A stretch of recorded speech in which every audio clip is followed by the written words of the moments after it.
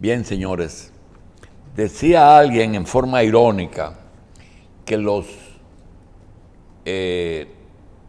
politólogos y los que estudian, los sociólogos, como que son gente que no le son útiles a los pueblos, a los países. Y yo creo que yo creí eso mucho tiempo, hasta que llegamos aquí. Yo creo que nosotros necesitamos personas que le den lectura a la situación que estamos viviendo, porque una serie de elementos se conjugan en un momento en que resulta imposible ver más allá de la nariz de uno. Hemos dicho tantas cosas parecidas a nuestro plato nacional, que es el sancocho, que uno realmente no sabe por dónde va a salir.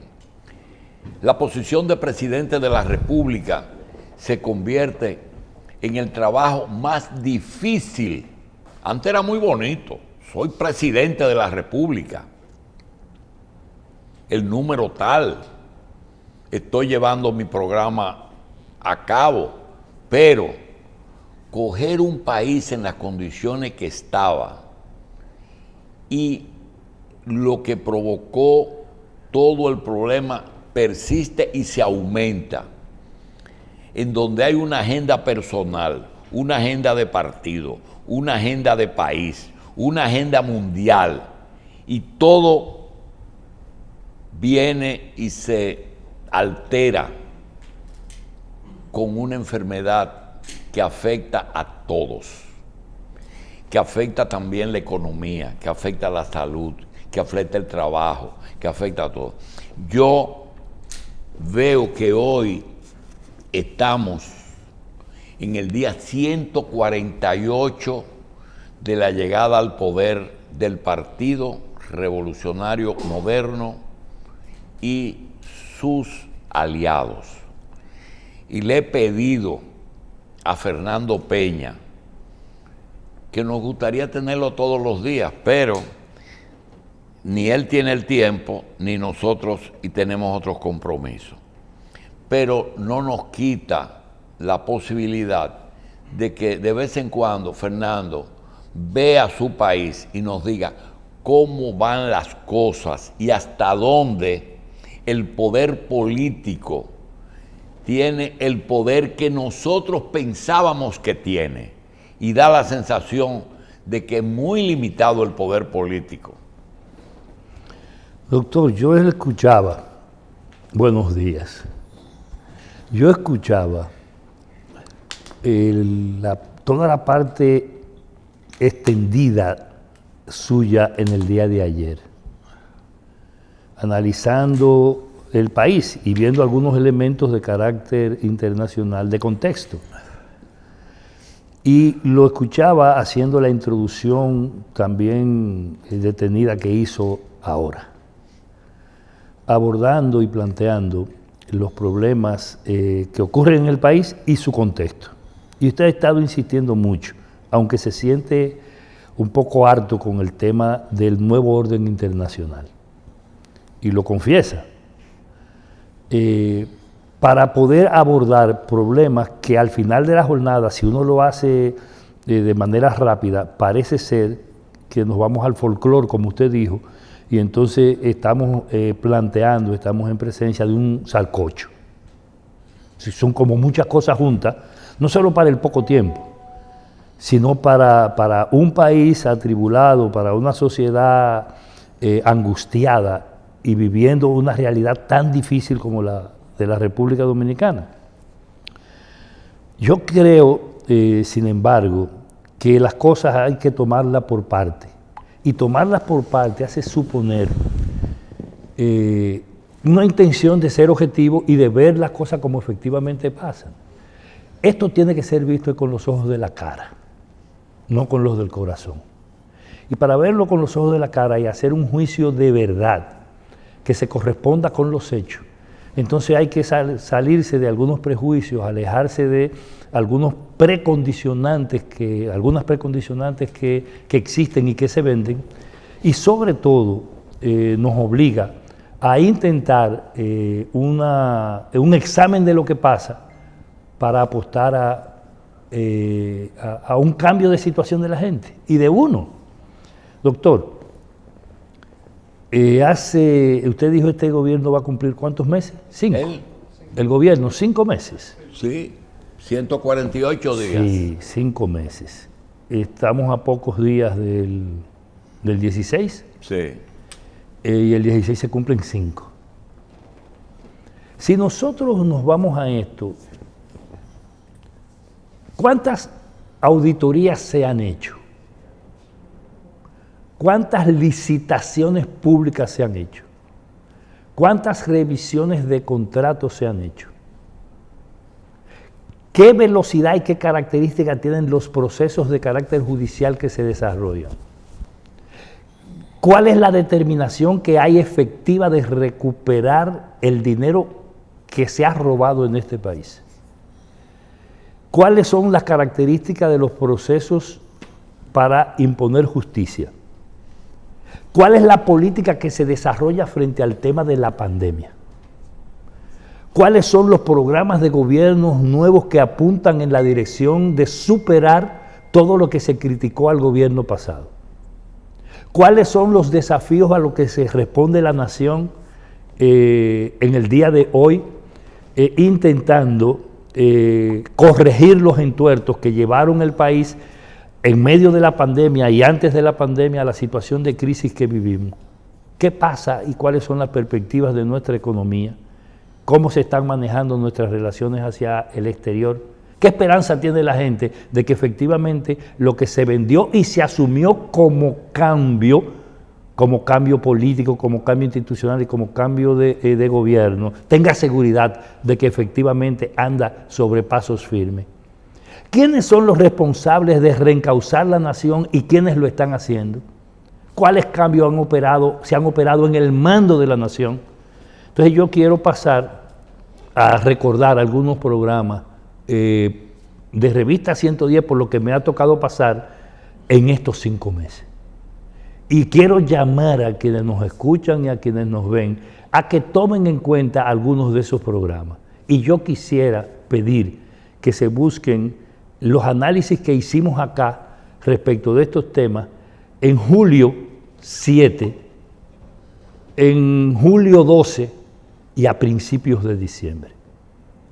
Porque cuando vamos a buscar esos programas, usted lo que debería hacer es repetirlo, doctor, para hablar de lo que pasa hoy y de lo que iba a pasar y de lo que puede pasar en la República Dominicana y cómo caminamos a una situación que usted ve con preocupación, con muchísima razón. No importa que podamos tener diferencias en cuáles son los ejes y los enfoques que nos hacen ver con preocupación lo que aquí está pasando. Yo tengo algunos símbolos y para mí el problema es analizar el poder. ¿Cómo se ejerce el poder? ¿En favor de quién se ejerce el poder? ¿Y con cuáles programas para favorecer los que ejercen el poder se desarrollan en el país? ¿Y cuál es el manto político con que esto se cubre? Porque efectivamente hay gente que usted citaba al expresidente Leonel Fernández refiriéndose a Trump, o lo señalaba hace algún momento. Y Trump es un cadáver para Leonel Fernández, pero está terminando de conducir los Estados Unidos y, como ha recordado alguien, va a inaugurar 400 kilómetros de muro dentro de algunas horas a lo mejor. Pero sigue tomando medidas frente a Cuba, sigue tomando decisiones al interior de la política norteamericana que probablemente son las cosas que tiene que hacer Biden siendo presidente, y se las están adelantando. Porque, como ha dicho alguien hace mucho tiempo... Hay una parte que no cambia. Sí, hay cosas que han ocurrido hace mucho tiempo, se han dicho hace mucho tiempo, y yo quiero recordar una de ellas. La diferencia entre demócratas y republicanos es la hora a la que van a misa en la misma iglesia. Y en 100 años de intervención norteamericana, 110 años de intervención norteamericana, no hay una sola intervención republicana. Son todas demócratas, incluyendo las de la República Dominicana.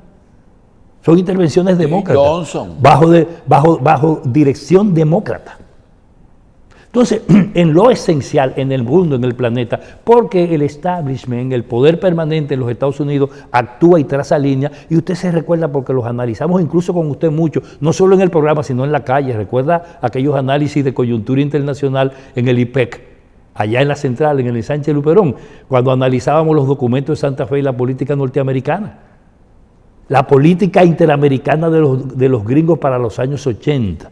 Lo que produjeron esos think tanks, esos grupos de pensamiento en los Estados Unidos, que son los que pautan la cosa y los que deciden cómo va a ser y dicen cuál es el guión. Y el guión está hecho y lo necesita el poder mundial. Y usted hacía referencia sobre estas cosas cuando hablaba de las grandes políticas trazadas por los foros desde los Estados Unidos, para todo, incluso hasta para las pandemias. Pero yo no me quiero meter en estos términos porque caeríamos ahora en estos tiempos casi en la ciencia ficción. Porque si uno se va a analizar lo que pasó antes del anuncio y la corrida de esta pandemia del COVID-19, uno termina casi creyendo en la teoría de la conspiración.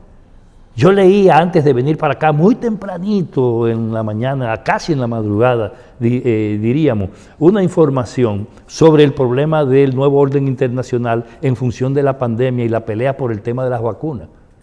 Y lo que se está planteando alrededor de estos temas, y lo que se ha dicho y lo que se ha hecho, y qué cura y qué no cura. Entonces, cuando yo veo que el ministro habla de la ivermectina y no habla, o sale, sea fake news o no sea, una receta dada por él, todo eso es cosmético. Vamos a los problemas de fondo. Aquí en esta transición de 5 meses están entreteniendo de nuevo a la República Dominicana como las entretuvo 20 años el PLD.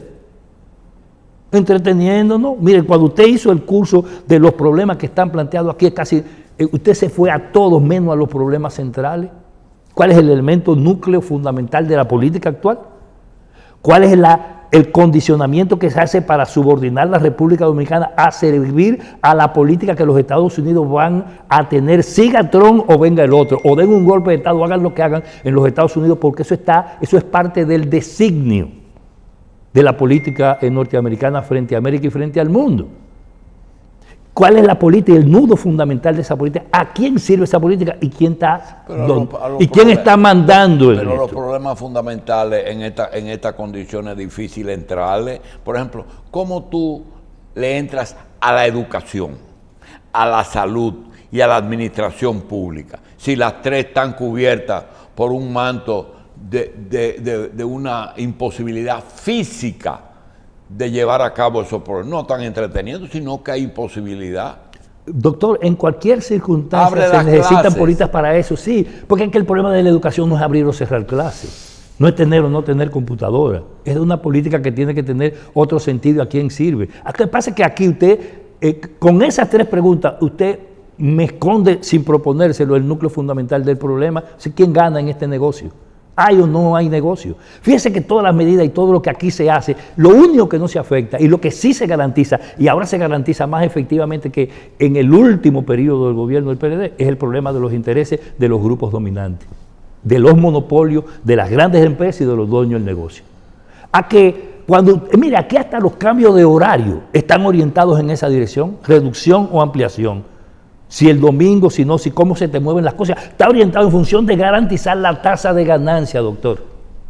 Búsqueme el turismo, búsqueme los comercios, búsqueme todo, incluso los propios programas oficiales. Se hacen en nombre de los pobres para servir al otro que hace negocio. Mientras tanto, todo el tema de salud tiene que ver con eso. Lo que sí está claro, que en un mundo donde el desmonte de la seguridad social y del sistema sanitario público demostró que incapacitó a todos los estados del mundo desarrollado para responder al tema de las pandemias, y Europa es el mejor ejemplo de eso, y los propios Estados Unidos, ahora en ellos la tendencia es a la recuperación de los sistemas públicos. Sin embargo, nosotros lo que estamos haciendo es creando las condiciones para reprivatizar, para protoprivatizar la nación y poner en medio de esta desgracia los sistemas públicos y la seguridad y la felicidad de la gente en manos de los negociantes privados. Fernando, mira, en el tiempo que tienes, no voy a decir que me aprendí, pero estoy cerca de haberme aprendido dos cosas que en la exposición que acabas de hacer no había tomado en cuenta. Primero, deshacerme de cualquier tipo de condicionamiento personal para juzgar una situación. Es decir, que sea más pragmático en algunas cosas. Lo entiendo perfectamente. Y lo segundo, que es más importante que yo, el hecho de que aquí se está, en cierta forma, haciendo más de lo mismo. Es decir, y que hay problemas medulares que hay que entrarle. Esas dos cosas. Yo ahora quiero... Déjeme interrumpirlo, doctor. Mire, yo le voy a proponer que cuando analicemos esto, para que el pueblo de este país entienda lo que aquí está pasando, ¿cuáles son, en dónde se juegan los tres elementos claves de la vida de esta nación ahora? Número uno, en el problema de la pandemia. Número dos, en el problema de los programas estratégicos para salvar la economía dominicana. Y esto tiene que ver, en este segundo momento, con dos cosas. La inversión, la política y los compromisos a nivel para la economía, a nivel de la minería, el manejo de la deuda y el problema de la electricidad. Con esas tres cosas usted tiene la economía dominicana metida en un puño. Ese es el segundo elemento. Y el tercer elemento es el problema político-institucional alrededor de la cuestión de la corrupción frente a un tema que ha sobrecogido este país en los últimos 5 años de manera ininterrumpida. Esas tres cosas, en esos tres ejes está planteado el problema del país, y cualquier política que se desarrolle que no sea exitosa en esos tres niveles no se corresponde ni con lo que el pueblo espera ni con lo que la nación necesita. Si es así, entonces, ¿qué está haciendo el gobierno para esto? El gobierno que llega, que cumple 5 meses dentro de 3 días, ¿cuáles son los niveles de respuesta y la intervención que ha hecho frente a eso? ¿Las ha hecho de manera propia? No. Lo primero aquí, que el primer cambio que aquí se produjo fue efectivamente el traspaso del control del gobierno del Partido de la Liberación Dominicana bajo hegemonía y control de Danilo Medina, porque ya la otra fracción, por los problemas internos de ellos, había sido desplazada, que es la de Leonel Fernández, previamente, y que participa en este proceso aliado con los que entran. Eso es la realidad. Aliado de hecho, para no decir de forma, porque de forma no hubo ninguna alianza, sino de hecho. Bueno, sí, hubo un acuerdo alrededor de previo a las elecciones para el tema congresional y municipal, entre la Fuerza del Pueblo y el PRM y sus aliados. Eso es verdad, eso es un dato de la realidad. Entonces, salvo eso, ¿cuáles son las acciones y las medidas que ha desarrollado? Y yo le digo, la primera de ellas era constituir el gobierno. Cuando constituyó el gobierno, y por eso yo mandaba a ver algunos programas anteriores, hizo una especie de rompecabezas. Y le dio a cada quien, y yo le dije, doctor, este país comienza a vivir ahora una transición que va a ser muy angustiosa, que sabemos de dónde parte y qué la obliga, pero no sabemos para dónde va. Dije yo en este programa. Y lo digo ahora con fuerza. Ahora, lo que sí han habido dos constantes. Han existido dos constantes. Una constante de ella es el rol de los grupos del poder de facto, del poder económico de este país, de los grupos monopólicos. Y le dije, aquí hay una recomposición de esos grupos, porque había que frenar un poco lo que fue la acción desarrollada por los danilistas y por los peledeístas en sentido general, que crearon un grupo económico propio. Ese grupo económico había que pararlo en el control del Estado. Y terminaron de pararlo sacando a Danilo. ¿Quiénes lo sacaron? Salió producto de una circunstancia internacional que la condicionó, pero sí salió a partir de lo que fue la acción desarrollada a lo interno por los mismos grupos económicos que se beneficiaron de los 20 años del PLD. Y yo siempre le he puesto aquí de ejemplo, doctor, búsquese la foto del CONEP y de los grandes empresarios de este país en Palacio con Danilo, antes de Danilo irse. Cuando lo despidieron. Y le dije, búsquese la otra con el presidente nuevo que entra. Lo mismo. Entonces, pero no solo lo mismo, ¿cuál es el rol de unos y otros que tenían antes y cuál tienen ahora en la conducción directa del gobierno dominicano? Conservar su cosa. No, pero ¿cuál es el rol? O sea, ¿qué están? Sí, ese es lo que quieren, pero ¿cuál es el rol? Es directo ahora. Ahora no se están haciendo representar, están ellos. Y por eso quien dirige institucionalmente el gobierno del PRM es una de las expresiones del grupo Vicini. Sí, pero Escúcheme. perdón, esos grupos que son perennes, esas no se eligen cada 4 años. No, eso es tan permanente. Ok, Si el esos poder grupos permanente. permanentes tienen algún punto de una coherencia entre ellos. Pero elemental. Por ejemplo, tú ligas el grupo Santiago al grupo Vicini. No, yo lo que le digo es, ¿usted recuerda la inauguración del puerto de Barahona? ¿Quién inauguró el trabajo para construir el puerto de Barahona? Y lo que implica el desarrollo de esa región, de esa pobre región. Mi pueblo Barahona. ¿Quién fue? ¿De qué apellido era? Un apellido de Santiago. Sí, usted sabe que es una estrella y que son los estrellas. Pero ¿cuál fue el rol de ese grupo justamente en el anterior? En este caso no tenía que ser un Vicini, porque además los Vicini no entran en ese nivel de los negocios. Ellos entran en alianza con los que tienen esos niveles, ese tipo de negocio. ¿De dónde salió ese acto de Barahona? Salió de una comida en Santiago, la más simbólica de todas las comidas que se han hecho de los últimos 5 meses, que es precisamente el reencuentro funcional de carácter económico, estratégico, entre quienes gobiernan actualmente o quienes controlan el gobierno y el Grupo de Santiago, que ahora está liderado por el Grupo Estrella, de hecho. O sea, ya usted no me encuentra los grupos tradicionales y los apellidos ya no es los Bermudas, ni los Agripinos. Pero el tipo de alianza viene de una alianza que se dio y se construyó durante los gobiernos del PLD. Los Felitos, los Estrellas, usted busca todos esos apellidos, sí, que son exactamente los mismos. Entonces, pero además, eso en el proceso previo, piensa en Haití. ¿Cuál es el grupo fundamental desde la República Dominicana en el proceso de reconstrucción de Haití? ¿Fueron los Peña o los Jacín? No. Dígame usted el apellido. Brea y Estrella. Entonces, partiendo de eso, usted tiene que darse cuenta que el proceso de reacomodo de los grupos de poder que se ha dado para garantizar estratégicamente estabilidad en este país. Y por eso van a afrontar en común el tema de la frontera, el tema haitiano y el tema internacional. Lo adelantaron y yo aquí en este programa dije, no es casual haber puesto a Roberto al frente de esto. Y todas las acciones que él desarrolló y las políticas que se han desarrollado dan cuenta de eso. ¿Cuál fue la despedida de la embajadora norteamericana aquí? Aparte de declararla casi madre de la patria. Puede decirse que es un asunto particular, sí, pero es simbólico en el marco de las condiciones actuales. Entonces, hay un proceso real de la vida del país que está planteado al final de la jornada. Entonces usted dice, pero ven acá, y fuera de eso, ¿qué han hecho? Desarrollar el tema de las APP, ponerlo en combinación con la lógica, por un lado, de la cuestión minera, y para manejar el tema de la intervención del Estado en el área de los servicios, que incluye educación, que incluye salud, que incluye todo, que lo coge todo. Entonces, cuando... Incluye energía. Y entonces mete el tema de la energía como el otro componente, que además ya estaba resuelto. Por eso el gobierno del PRM lo que ha hecho es retomar todo lo que dejó el gobierno de Danilo Medina, que lo hicieron en función de los intereses de esos mismos grupos económicos. Ojo, aplaza los que dijo públicamente que iba a desarrollar y ralentiza el resto.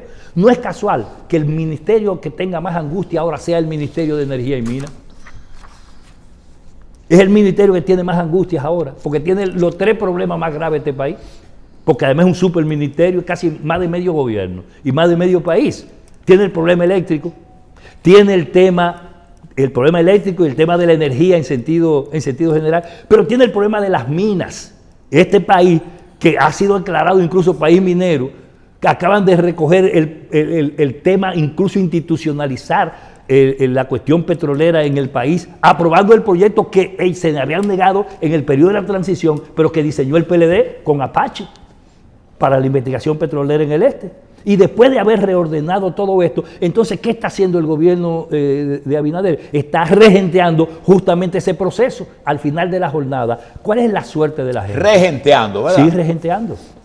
¿Cuál es la suerte del país y de la nación dominicana? La suerte de los campesinos de Cotuí, que a veces no es un problema importante para ellos, pero por Dios, se habían comprometido hasta en la transición con afrontar estos problemas, habían criticado lo que los otros hicieron, criticaron a los otros, y fíjese, lo del pacto eléctrico, que vuelve a fracasar ahora, porque eso usted no puede hacer un pacto si no se ha construido la propuesta.